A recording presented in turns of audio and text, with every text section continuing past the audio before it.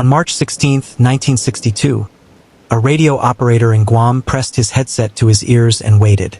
He had been trying to reach a plane for several minutes. A routine check-in, the kind that happened dozens of times a day across the Pacific. But this time there was nothing. No voice. No static. No signal. Just silence. 107 people had been on that aircraft. Soldiers, crewmen, men with families, men with names.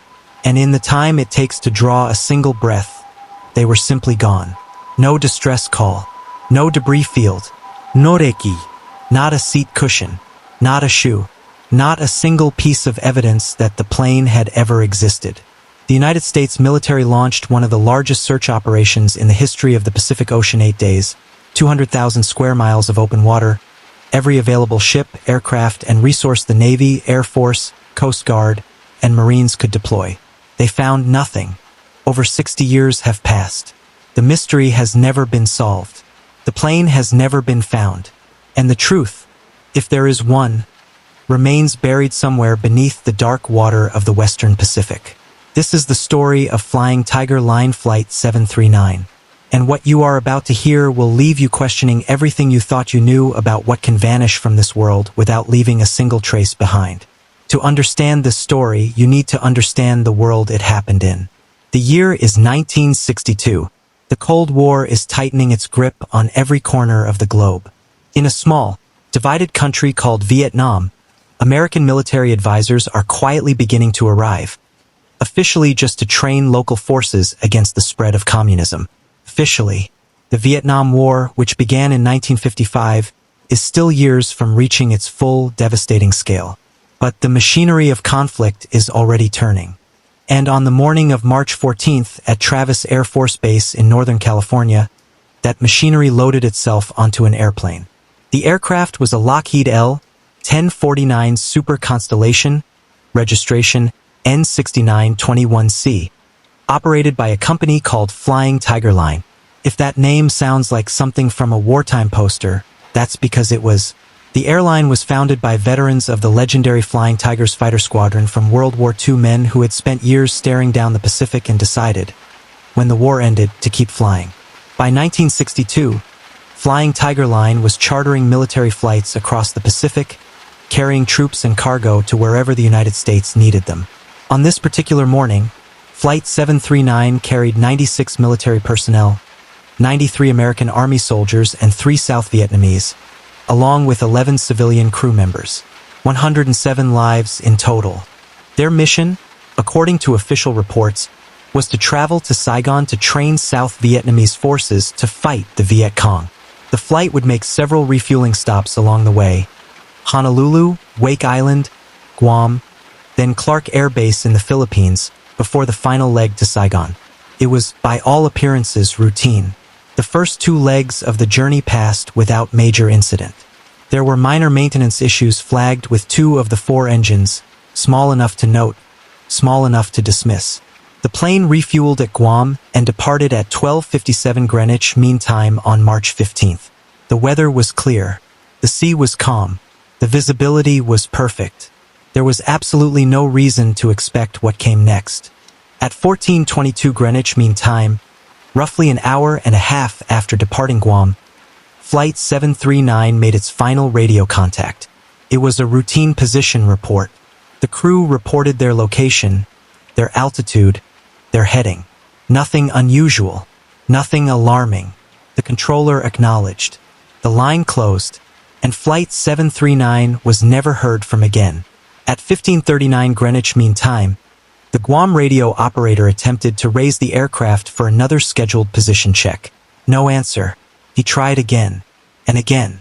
Nothing. The Clark Field Rescue Coordinating Center in the Philippines was notified. The aircraft, which should have been approaching the Philippines by now, had not appeared on any radar, had not made contact, had not arrived. By the morning of March 16th, it was official. Flying Tiger Line Flight 739 was missing. What made the silence so deeply disturbing wasn't just the absence of a distress call.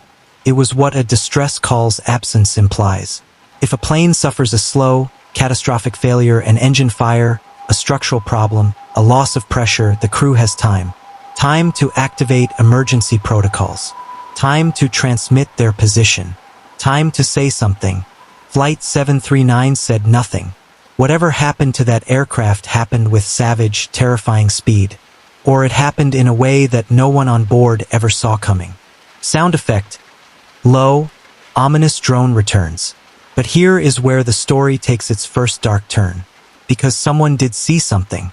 Within hours of the disappearance, the United States military mobilized on a scale that had rarely been seen outside of active warfare. The Navy, Air Force, Coast Guard, and Marines all deployed assets to the last known position of Flight 739. In the first 2 days alone, search vessels crisscrossed 75,000 square miles of open ocean. By the end of the 8-day operation, that figure had grown to more than 200,000 square miles, an area roughly the size of France. The Secretary of the Army, Elvis Starr, personally told the press that a maximum effort was being made. That hope had not been abandoned. Day 1. Day 2. The ships keep searching. No life rafts. No floating wreckage. No oil slick. No bodies. Nothing that a crash of this magnitude should inevitably produce.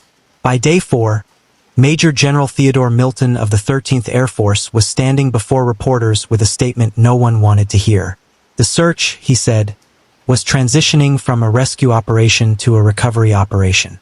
The distinction was devastating. By day 8, it was over.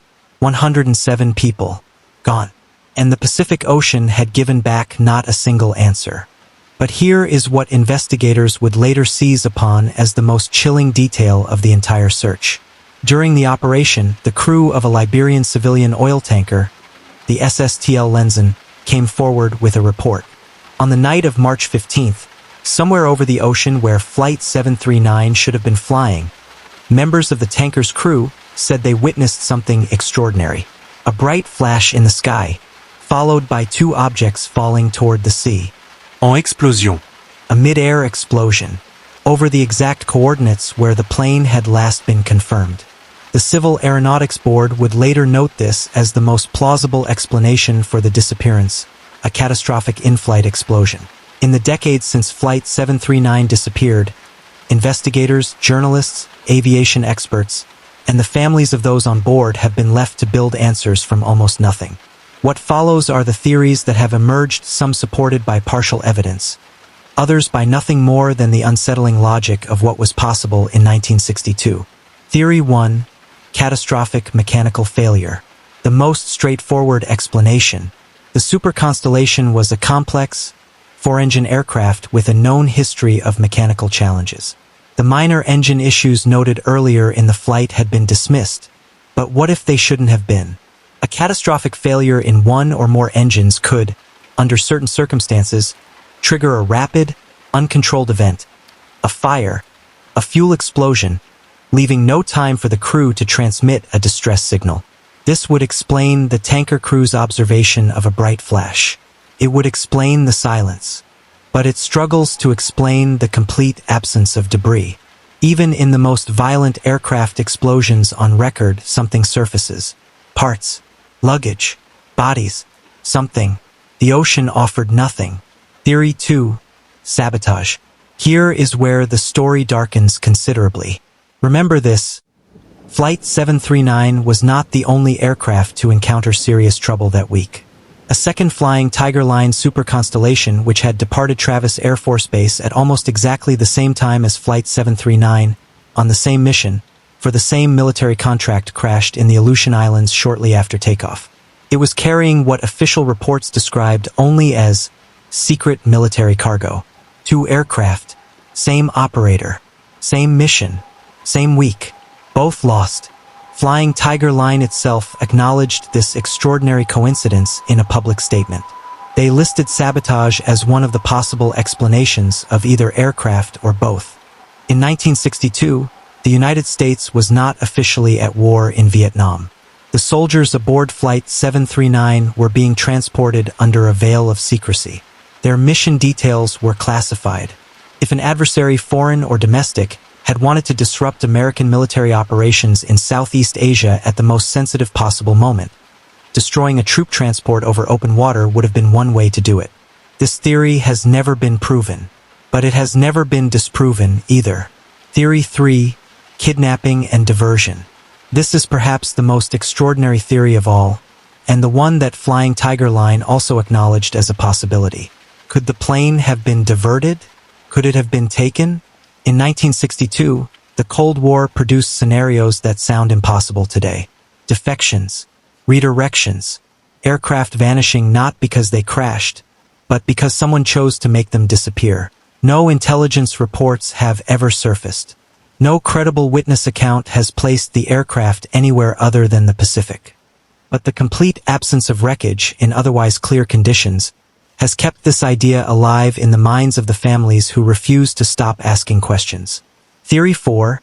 Friendly fire.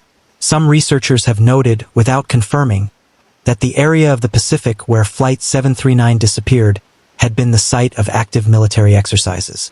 Could a catastrophic misidentification have occurred? Could a military asset, American or otherwise, have fired on or collided with a craft they could not identify? This theory carries no confirmed evidence, but it carries something else. A plausible explanation for why, despite the scale of the search, the full truth might have been suppressed rather than simply unknown. The investigators at the Civil Aeronautics Board reached a conclusion of sorts. Probable in-flight explosion. Most likely cause. And yet, how does an explosion over calm, clear water in the middle of the day visible from a civilian ship produce zero recoverable debris? How does an aircraft carrying 107 people vanish so completely that not one personal item, not a wallet, a photograph, a boot, a page from a letter home, ever floated to the surface? There is another question, one that has been asked quietly for over 60 years. The soldiers aboard Flight 739 were carrying out classified military orders during a covert phase of American involvement in Vietnam. Their names were not widely publicized. Their mission was never officially declassified in full.